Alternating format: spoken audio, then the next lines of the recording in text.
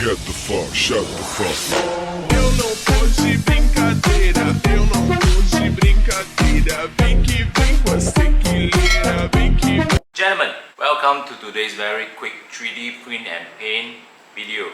Although today is a 3D print and paint, but this Zack Snyder Justice League Batman, the tactical suit, is not 3D print by me. 3D print by this, my previous video, the BVS Batman.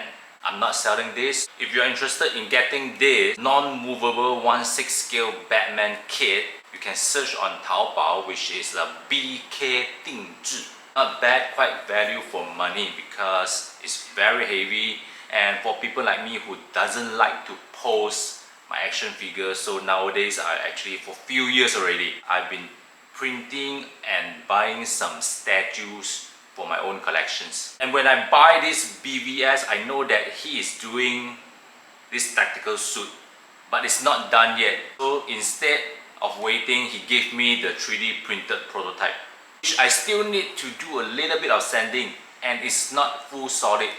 As usual, 3D printed prototype is always hollow, so it's very light in weight. So without further ado, let's check out my very quick painting process on this, the Zack Snyder Justice League Tactical Suit Batman. Let's go! Okay guys, this is the 3D printed one. As you can see, there are holes for hollow printing. Okay, so the entire statue is really lightweight. And this comes with the head. I think this head is similar to the Prime 1 Studio 1/3 scale statue. And now you see there's a gap. The gap is for the cape. Okay, he will send me the fabric cape after, I think he forgot to send it to me. So never mind, I'll just paint it first. There are few hands, arm, and the guns to change, but I think I'll just stick it one and keep the rest because I don't really like to change the pose of my statue. And now let's spray a layer of primer first. I'm using airbrush instead of the spray can because this is really small. If I use the spray can, it will drips. It might ruin the surface. Okay, so I use airbrush, much more fine and easy to paint, especially on the skin. Okay, now I see the Batfleck head looks okay, but after this I'll show you when I side by side compare to the hand sculpted Batfleck head. This one really doesn't look good. Now as usual, the base tone. If you want to watch more detailed painting, you can check out my other videos, okay, especially the Tony Stark head sculpt. I have listed down all the color tone and combination in the video, and now we're just going to do a quick one. Okay, base tone, warm tone. Warm is consists of red and orange. For the nose tip, the eye bag, and the ears, just paint it with more water, not too thick as usual. Okay, after warm tone, we'll go for the brown wash. If not, it's gonna looks very pale for human skin. Okay, brown wash, you can wash all over the head. Remember to spread it. Don't leave any water pool on one spot, because when it dries, it's very hard to cover it and it looks very unnatural. Now for the cold tone. Cold tone is upper lips and the chin area, and a little bit of forehead, eye bag. Just keep touching up. For this painting method, is like overlapping one layer on another layer. Okay, needs a little bit more patience. Now I'm gonna draw the beard hair one by one as usual. It's very tiring but you gotta be patient if you want to have a very good painting effects on the beard. I try very hard to be patient, but sometimes my inner self is a bit rushed. Now for the eye painting, sometimes white, sometimes I use the skin based tone mixed with a little bit of green. If white, you can mix with a little bit of gray.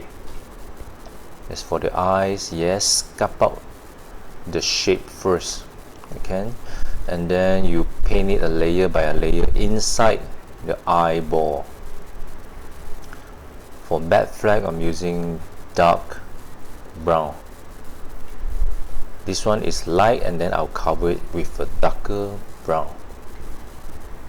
I think the eyeball I should draw a little bit bigger. Never mind, next time. Practice makes improvement. Okay, practice doesn't make perfect, but I believe a lot of practice will definitely improve yourself, improve ourselves. For the hair, having trouble with the hair, but I might just do a quick one.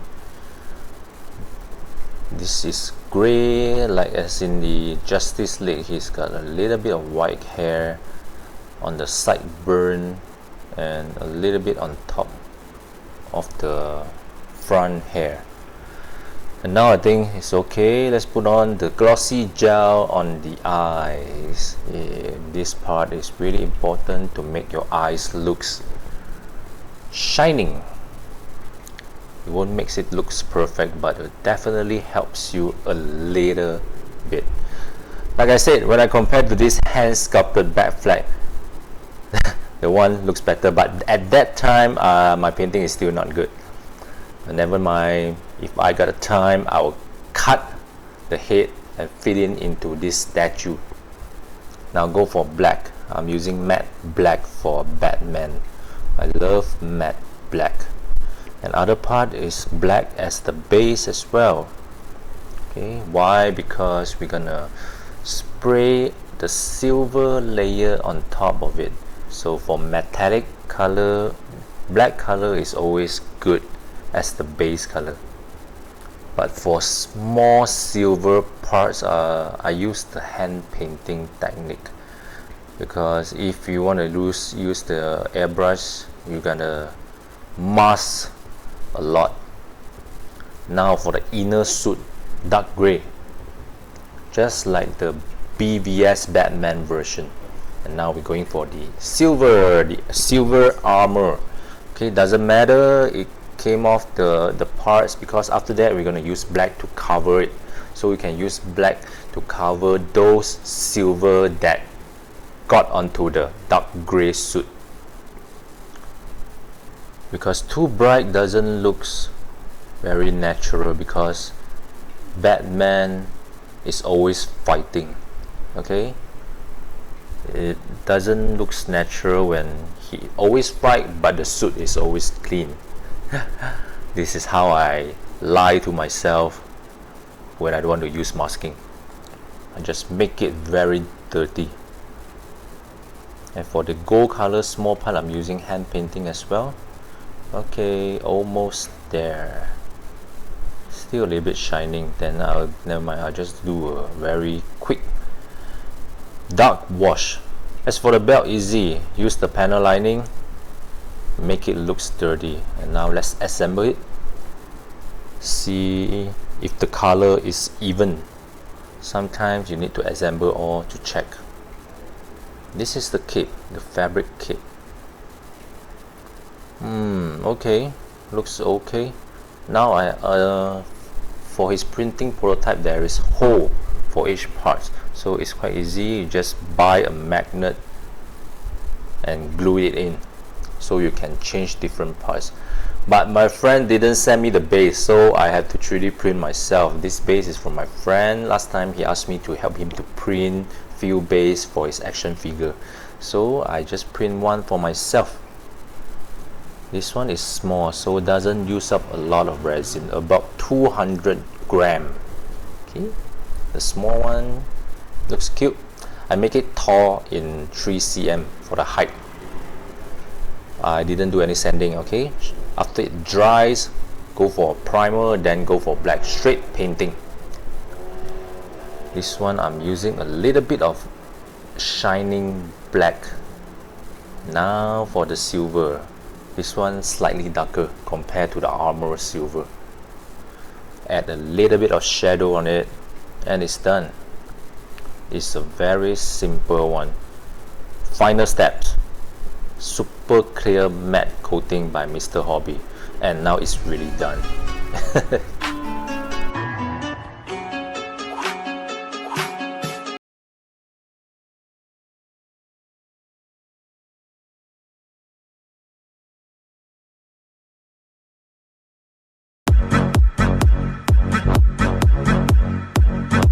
Warum fliegt der Kopf?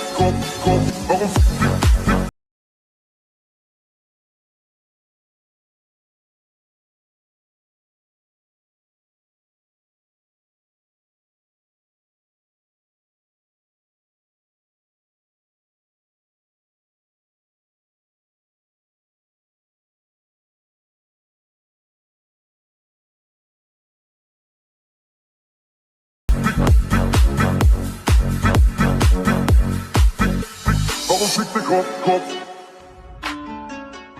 My previous video, I actually said that although I started 3D printing in 2018 and I'm a huge Batman fan, but I got more Iron Man 3D print than Batman. But since now I have my own 3D printer, I'm gonna print as many Batman statue as possible. I like to promote my own Patreon, started few days ago, and thanks for all the supporters that subscribe to my Patreon. My Patreon will be, for currently, will be more on those cast off waifu 3D print files. You can call it STL. I can't design, so I hire a designer to design the one that I wanted to print. Every time will definitely include the cast off and the non-cast off. Especially like me who have kids at home, it's not really okay to display those naked version. So that's all for today's very quick 3D print and paint video. If you like this video, don't forget to subscribe and give me a like. And I'll see you guys next time. Bye.